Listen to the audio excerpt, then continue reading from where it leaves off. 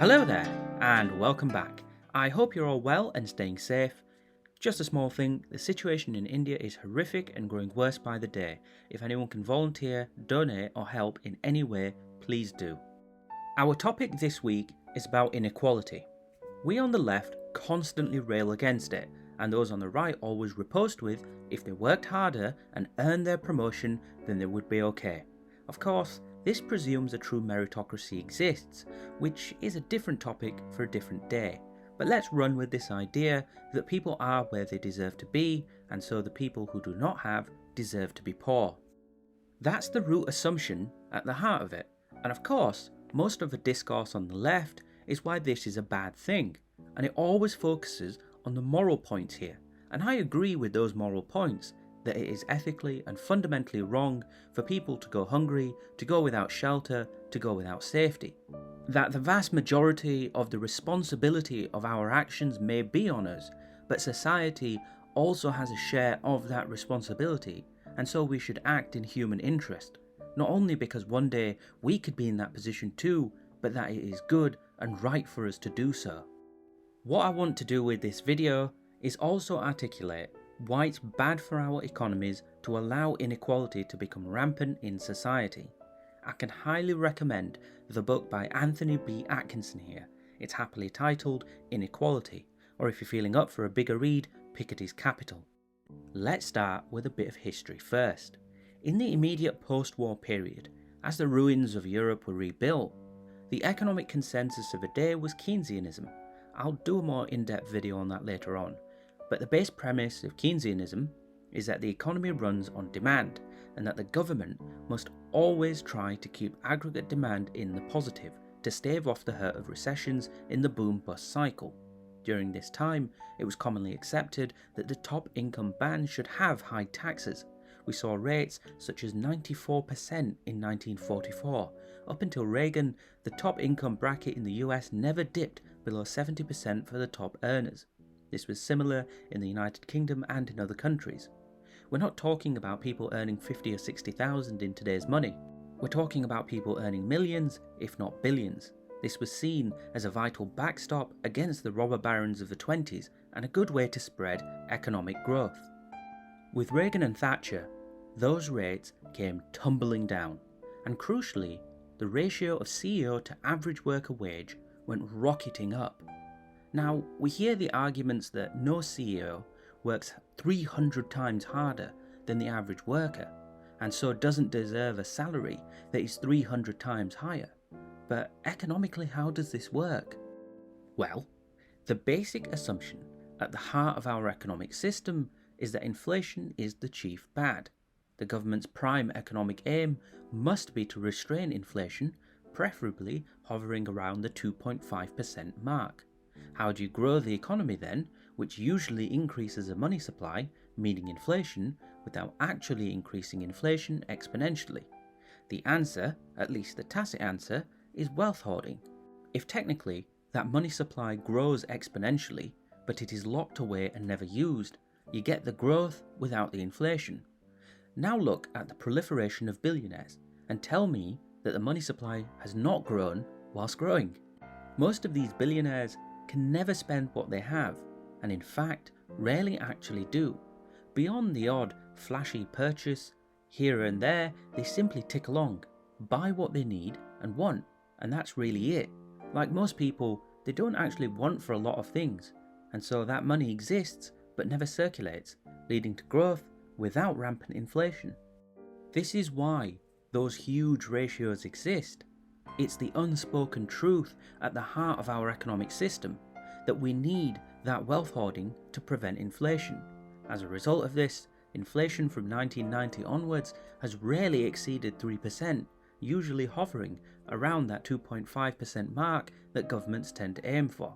In practical terms, this means that your $1 in 1990 is now worth, according to the US Bureau of Labor Statistics, 47 cents. In that time, productivity has shot up, and wages have not kept pace with inflation. When we talk about how boomers had it much easier, this is not theoretical. In real terms, this is true. We are paid less, everything costs more, And what we need now is also more. In most European and American societies, jobs and applications are now done online, so the idea that you can exist without the internet is frankly ridiculous if you want to take part in society. So you've got that expensive payment amongst others. Our costs have also risen, often above inflation. For example, the cost of an average house in the United States in 2000 was $194,000. 20 years later, if it rose just in line with inflation, that house should be $301,000. The average house in the United States currently costs around $408,000, a near 35% increase. The average salary in the United States in 1999 was $42,000. The average salary, if it rose with inflation, should be just shy of $66,000. The actual average salary is $63,000, 5% below inflation. Your housing costs have gone up 35%, but your salary has declined 5%. And this is across the board. Most countries in what is called the developed world see a similar trend. If the situation is so bad, why has nobody really realised? Two things. The first is the entry of women into the workplace en masse. This isn't to say that women working is a bad thing, merely that in the traditional nuclear household, both partners working has increased household incomes and for a short time helped mask the decline in individual earnings. Couple this with the rise of credit cards, and so long as you make your minimum payments, you never really have to worry about your debt unless something like COVID or the Great Recession or you losing your job comes stomping along. That's inequality rising. That is our situation today. Now that our stage is set, I'm going to tell you why that's a bad thing.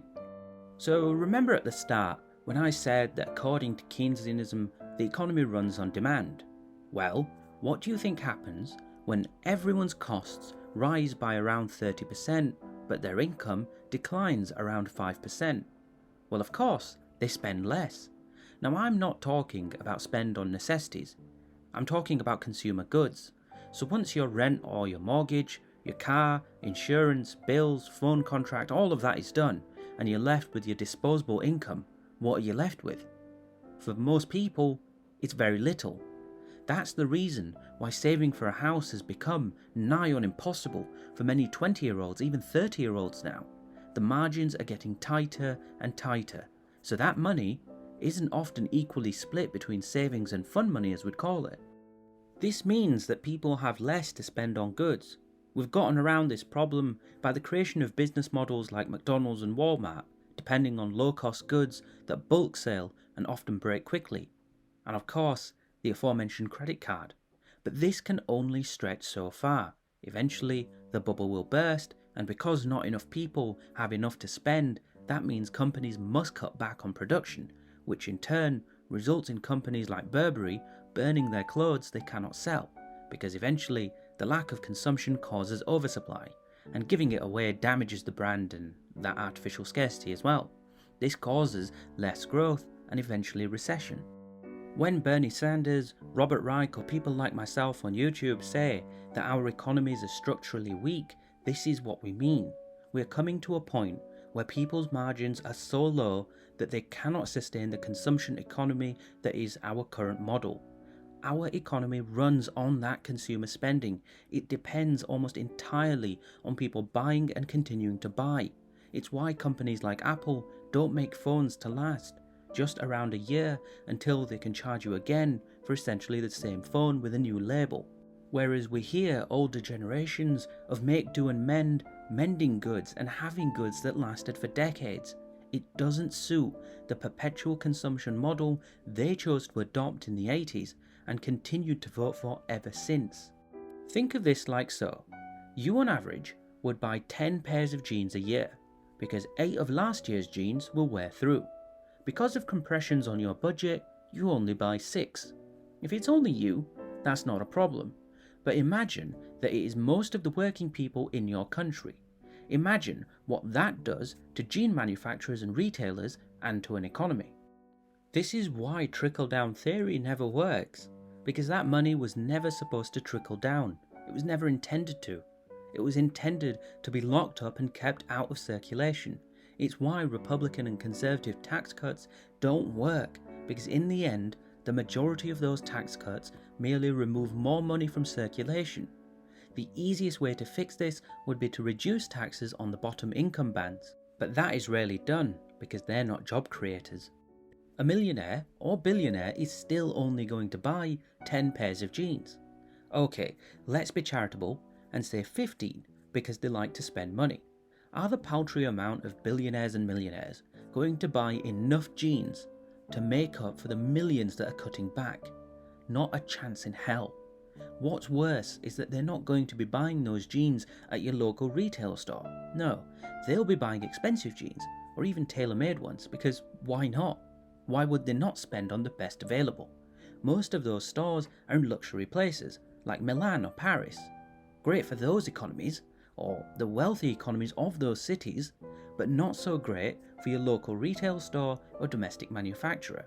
In effect, it creates its own miniature economic system where wealthy people create their own wealth cycle between each other. It's not so much trickle down as trickle across. To quote a friend of mine, Adam Smith wrote Wealth of Nations, not wealth of a certain elite section of nations. This drains money from the general public, and that drains money from our economies. This means less tax revenue. It means less money for schools, for job generation schemes, for hospitals, roads, mental health programs, and so on and so on and so on. It results in less opportunity too, because we start our races at fundamentally different starting points. Gossip Girl is a really good illustrative point of this. Even though Dan Humphrey is pretty well off, compared to the people he goes to school with, he is poor. It didn't matter how much effort he put in, how much research he put in. In the end, for a crucial position, he lost out to a wealthy person who didn't even attempt to make the effort. That's just in a TV show. It happens in real life on all levels all the time. Wealth begets wealth. Absent irresponsibility like Trump, it will just grow, and that creates a new entrenched aristocracy, which in turn undermines our meritocracy. For our economy to run, we need our economies balanced. The economy grows in a far healthier way if 10 million is distributed amongst 1 million people than if 10 million belongs to one man. Technically, GDP has risen the same, but it will do far more good in the hands of the many rather than the few. It's why, in a recession, sometimes the quickest and easiest way out, in the words of Ben Bernanke quoting Milton Friedman, drop money on poor people from a helicopter. They will, as every study conducted on universal basic income has shown, pay down their personal debt and then invest in business or increase consumption, thus driving economic growth. It's why student loan forgiveness in the United States is an economic good. It takes money that would otherwise go out of circulation and pushes it back into the economic cycle. Nobody can say that graduated students, crippled by debt, are living in a lap of luxury. Remove that weight and suddenly you have a volume of money that can now be put towards savings, which increases resiliency, and consumption, which causes growth. Because of those things, this would help push an economic boom. It's why increasing the minimum wage is a good idea, because it creates a minimum floor of spend. It increases the amount of money going into the economy at a time when it is starved of that spend. It means that people will buy more, and that will generate jobs, it will generate wealth, and that cycles around and stimulates a boom cycle. This is an economic good, and it comes from reducing inequality. It allows capital to be fluid and agile, which is what a capitalist economy needs to function. It's what markets need to allow small investors to build competitors to large established companies. Competition doesn't happen when people are too poor to invest. You could make the point that capitalism requires inequality to function, but only a certain amount of inequality. Too much liquidity and you end up in a hyperinflated mess, as Hayek warned. Too little and the economy stagnates and eventually grinds to a halt, as Keynes warned. The real practical economic cost of inequality is vast. It hollows out our economy. It breaks the bonds of society because people no longer feel like they are part of a country that works together, but are in fact being taken advantage of, and in the end it breaks that meritocracy we aspire to. because wealth in such concentrations always entrenches privilege and the removal of merit. So it went with Rome, so it went with the Han, so it went with the Gupta, and so it will go too with us. If we are truly to build a meritocracy, we must create a situation where people feel like hard work will pay, where people will feel like we are all starting at the same point and our achievements, our capacity, our ability determines our end position, not the quality of the school we were lucky enough to go to as children or the security of an area full of wealth with no crime. It means not binding ourselves by creating lead weights around our young and preventing them from ever truly flourishing in society. To conclude, I would say that it's vital we act on inequality. We're reaching almost historic levels, and as the past decade has shown, it is creating a volatile economic situation and through it, a volatile political one. Far-right movements always grow like a fungus in times of economic inequality, and this is why over the last decade, far-right movements have been on the march. Refuse to act and history will again repeat itself. On that merry note, thank you for watching. If you like the content, please help the channel grow by sharing and subscribing. This is what I think. What do you think? Let me know in the Discord server or in the comments. Thank you and goodbye.